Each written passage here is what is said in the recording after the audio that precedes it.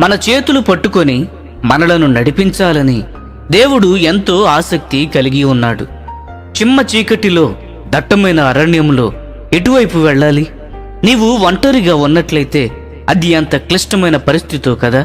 కానీ అదే సమయంలో ఆ అరణ్యము గురించి ప్రతి అడుగు తెలిసిన వ్యక్తి నీతో ఉన్నట్లయితే నీవు ఎంత సంతోషిస్తావో కదా.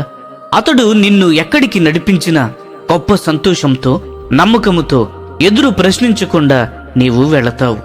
ఎన్నడూ చూడని అంధకారము మన కన్నుల ఎదుట ఉన్నట్లయితే ఏమి జరుగుతుందో మనము చూడలేము. అయినప్పటికీ మనము ప్రతిరోజు ముందుకు వెళ్ళాలి. కొన్నిసార్లు మనము కూడా 4 లేక 5 రోడ్ల కూడలిలో గందరగోళంగా ఉంటాము.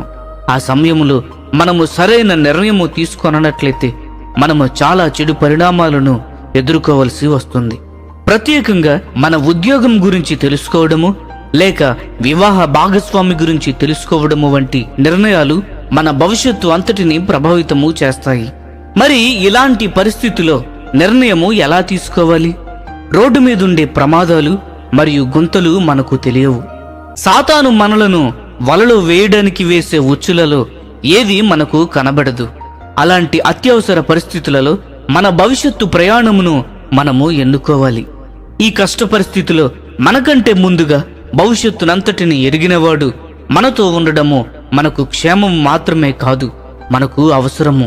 మత్తయి సువార్త 28వ అధ్యాయము 20వ వచనంలో, ఇదిగో నేను యుగ సమాప్తి వరకు సదాకాలము మీతో కూడా ఉన్నానని వారితో చెప్పెను.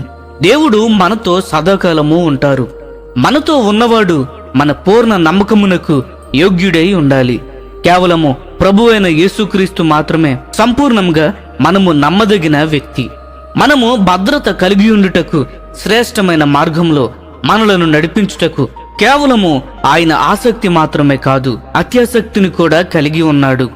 ప్రియమైన స్నేహితులారా, మన మనస్సు కోరుకున్న మార్గములో కాదు, దేవుడు మనలను నడిపించాలనుకున్న మార్గములోనే మనము నడుచుటకు దేవునికి సంపూర్ణముగా ప్రతిష్ఠించుకుందాము. ఈ సందేశములు మీకు ఆశీర్వాదకరముగా ఉన్నట్లయితే లైక్ చేయండి, సబ్స్క్రైబ్ చేయండి, అనేకులకు షేర్ చేయండి. మీ విలువైన అభిప్రాయములను కామెంట్ రూపంలో మాతో పంచుకొనండి.